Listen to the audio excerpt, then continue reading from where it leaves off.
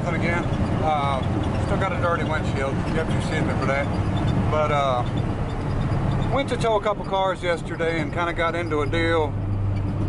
There was an ex-wife involved, and I sort of got kidnapped, I guess. So I had to wait for the sheriff's department to come and all that good stuff. So we get into that every once in a while. But turns out everything was the husband's, and he was doing right, she was doing wrong, and you know, they got it all figured out. That was the important thing. But while I was there, he had a forklift. It's one of the piggyback forklifts. It's actually a Selig, which has a Deutz or Deutz, whatever you want to call it, air cooled. I think it's air cooled. It could be oil cooled, but engine diesel on it. And he was wanting to sell it, and it's one of them deals where I don't need it, but I can't pass it up for the price he wanted. So we're going to run and grab it, and this is definitely going to be a resale item. It's one of the three-wheel off-road that you'll see on the back of a tractor trailer flatbed. They call it a piggyback, but I don't know what the rating is. Probably 3,000 pounds, something like that. I'm not sure, but we're going to go load it up. It's going to be a pain to get. Flat tires, of course, hydraulic drive.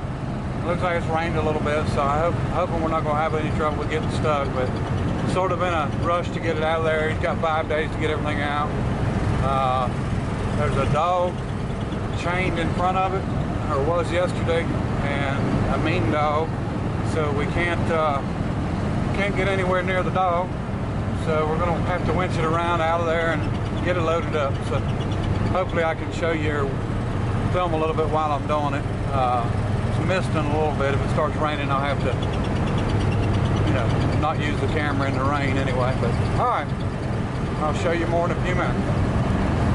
Okay, we got her loaded up. We're on the way. Started raining on me, so really couldn't do any video. We're gonna get it to the house, throw a battery in it, see if it runs. It's supposed to be ready to go.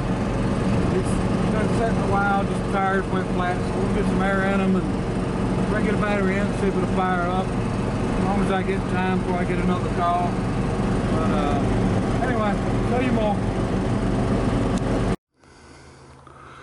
Okay folks, I've got it home here and put a battery in it. Well, actually I threw the jumper cables on it, and it turns over. Having trouble getting fuel to the injectors or out of the injectors. It's got 3 separate fuel pumps, or injector pumps, and I'll show you how they work and what we're going to do. You can see there's 3 there, and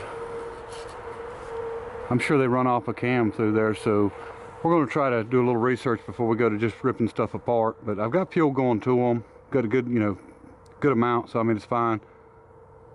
I've just got to get them to start building pressure. That's the problem. Been sitting, so stuff like that can be expected. Be nice if you throw a battery in and fires up and runs and ready to go, but that's the way it usually goes. You end up having to do a bunch of work on it. But unless I get it running and ready to roll, I can still make money on it, selling it like it is. But it's always nice to make more money. But so we're actually gonna, I haven't put any air in the tires yet. They're not weather cracked, believe it or not. They're just, flat from sitting. And so I'm gonna get it up close to the shop and go ahead and get some air in them. And we're gonna try, I've got another call to go do now, so it's kind of throw the wrench in things. Not a real old machine. It's a pretty clean machine, and I thought that was an air cooled, but it is an oil cooled Deutz or Deutz diesel. And so we, it's never froze for sure, we know that. But it's, most of these I see are in, the early 2000s. So, this could be in the 90s. It's, it's hard to say. But we'll check, the serial number and see if we can figure it out. And go ahead and get it unloaded where I can, get the air to the tires, and we'll end up pressure washing this thing and maybe get it running right. Don't see any major leaks or anything on it. The return lines on the injectors was leaking just a little bit, so we're gonna have to redo them, which is, basically not much cost there. But if we can get the injectors right, starter works good, it turns over, everything seems to work on the ignition switch. I got the key for it. And if it runs and drives good, then you know, we've got it made here. But you know, it's taking a chance when you buy something, especially when you buy a piece of equipment that's sitting, and you know, you just go by what the people tell you and hope for the best. And as you all know, I don't like ether, so you know, I would rather get the fuel pressure coming out of the injector pumps right before we just, you know, do a bunch of starting with the damn ether and dry everything out and wear the rings out and all that good stuff. So we'll go ahead and get at it, get it unloaded. Okay, so we can't get this daggone thing to move. I'm close to the edge over here, which probably ain't good, but I went ahead and put some air in the tires. Run the cable from the winch down to the snatch block, got a chain across it, and then ran it back up to the machine. So we're actually going to use the winch to pull the machine off. And if we have to, we can run this over that way, this cable, that way it'll pull over toward driver's side and keep it from coming off. But to get it tightened up here.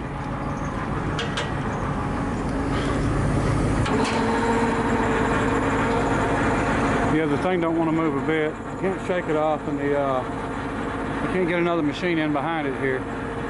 Trying to get it as close to the shop as we can get it.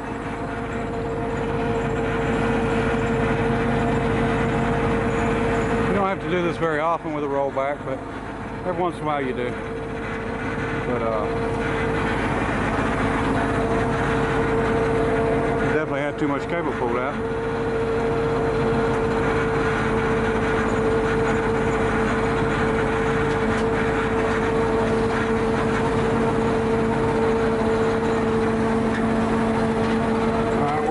Up, so I'll check everything. A little crossed here. I don't like that, so let me loosen up and turn it.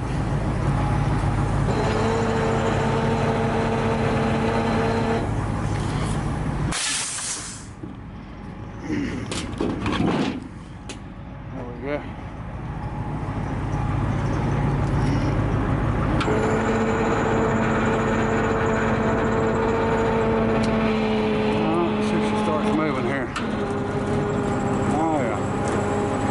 Don't pull away from this side. Go until we run out of room with our snatch block, then we may have to hook farther back on the machine. Getting pretty close.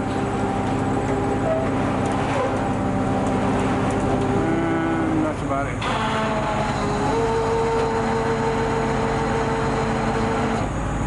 Oh, probably just bring it back to that center bar here. The 2x2 is pretty strong. Alright, we're going to get her off here. Just wanted to show you that real quick. That you can unload with one too. And like I said, I'll take the cable and go under the mast and go farther back, and we'll pull it off. What we're going to do is get these wheels to hit the ground. As soon as they hit the ground, I can drag the bed out from under it, no problem. Alright, show you more. Okay folks, I've worked with this thing a little bit. I was getting a little bit of fuel out of this one and a little bit out of this one. And I finally figured out our problem. I pulled the center injector, or the center injector pump, because it wasn't pumping any fuel at all. And the conclusion I came to, it was stuck. It would not move.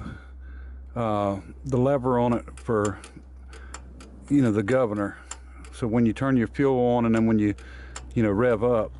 And so I took it apart, and it's definitely what the problem is. It's moving with these ones, so we know that neither one of these are stuck, but I'll show you what I found out.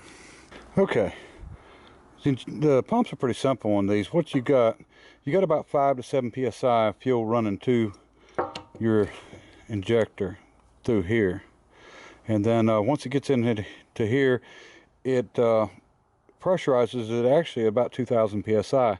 But the way this works is when you move this is, you know, for throttle up, throttle down, and fuel shut off. So it sits about middle, I believe, when you're well, it sits at a certain location when your fuel's off, and then once it moves, you know, it revs up. But what it does, it don't change your pressure, it actually changes your volume. Pressure always stays the same. And this pin slides through, and it has actually got some pieces on it that are sort of like a drill bit. And then as this turns inside this, depending on where it's turned is how much fuel it pumps. And that's how you get your volume. And our problem is this one is totally stuck in there. I cannot get it to move. I don't know if it got some trash in it or what it got.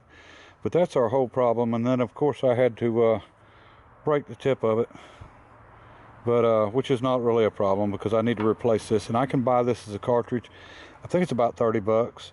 And the injector, the entire injector, if I buy it's about $379, I think, is the retail on them. And this is also a check valve. And what this does is it makes sure that you keep fuel in your line, keep your pressure in your line. So if you ever lose your pressure off your line, and when I say line, I mean the steel line coming up from your injector to your, or from your injector pump to your injector. Once you lose pressure off that line, and then you know you're having to rebleed the system every time when you start it, and that's make you for long starts and hard to start. And it's just got a little spring that pushes on it, and so it's not, it's pretty simple. And there's no seals in these things. This is all machine surfaces, so we'll get it cleaned up really good. And I don't think there's any wear on this. I mean, I haven't found any wear on anything. It's just the fact that it's set, and that's what really causes the problem. And once I get this cartridge and get it in here, this thing should fire up and run good, and everything else seems to be good on it. So anyway, we're going to work on coming up with that, and then I'll show you more. I'm going to try to get these apart again. I've tried pretty hard. The thing's stuck in there really good, but we'll see what happens here. Okay, we got it apart, and as you can see in this groove, and this is the groove I was talking about where the fuel lays in. And like I said, depending on where it's turned with this hole is how much fuel, when it pushes down, comes through. And it's an old style setup. I mean, this is nothing new or anything, but you can see how dry it was, and that was our problem. And I probably could have saved this. A lot of times if you'll take machine surface like this, get a magnifying glass and look at it, you can really see whether there's wear marks on it or not. And I don't think there's any on this. It was good and tight. So if I hadn't broke it, we probably could have cleaned it up and put it back together. And that brake is actually what holds this on, which holds the spring. It's like the keeper. So even though it would go in and fit one way, it would still eventually come out. Okay folks, I probably shouldn't do it, but I'm going to attempt to fix this. I think it's steel. What I'm going to do, I'm going to tape this whole thing up really good, and then I'm going to weld a piece on it, or just weld to it and try to build it up enough to grind back down. I can't find the right one. The ones that I found on eBay are for a different model, so we're just going to try it, and I don't know whether I trust using it or not when after I get it welded up. But I've got it loose, and it's cleaned it up, and it's actually fitting good in and out. It's a really good machine fit. So we'll get some tape on it and see what we can do.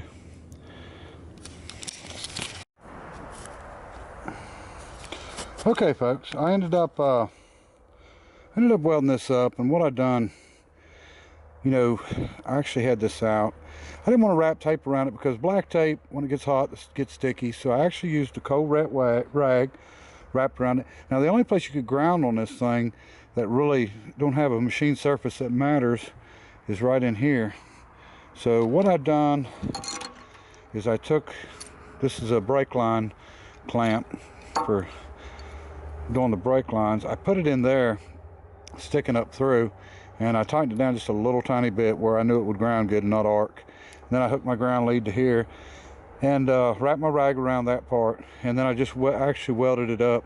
And I've ground just a little bit, but I hadn't finished. The main thing's going to be inside here, if you can see that hopefully. But inside of here, we've got to grind it all, and we'll file it, take our time, do it right. And of course there's the piece that came off of it. It welded good, so I think it's regular steel. Shouldn't give any trouble at all. And the reason that I broke it is because it was actually stuck down. The spring was compressed, and I was trying to get it off, and there was so much pressure behind it, I just ended up, you know, breaking it. So I think we're going to be all right with these parts. I won't have to buy anything, and we'll just keep at this until we get it as close to perfect as we can get it. We'll hand file it, and then once it's all done, we should have a working piece here. And I'm going to try to show you. I don't know if this thing will zoom or anything, but this is, you know, a real good machine fit. You know, they don't use any kind of seals in here, so this is where you get your pressure from, and you know, it fits in real good and tight, and that's what was stuck on it. So we'll get it cleaned up good and go ahead and get this ground and get her back together and see if we can't get this thing fired up.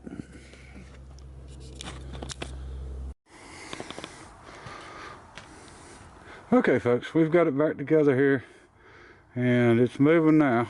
You know, that was stuck, it wouldn't move at all. So we're going to try to put it in there and see if we can't hook everything back up and maybe get it running. Show you more. Okay folks, we've got it running.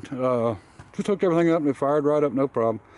I've got some return lines that are leaking really bad, so I've got to replace them. We'll get all the covers back on and get it going, but I'll go ahead and start it up here for you.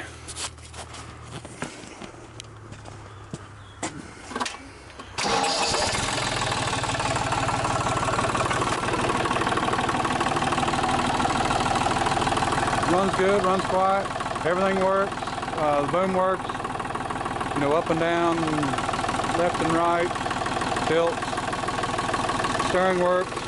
These tires, I'm probably going to take them off and bust them down off the bead, clean up the beads real good. That's really all that's wrong with them. But should be good to go. Make a little money. All right, thanks for watching. Bye.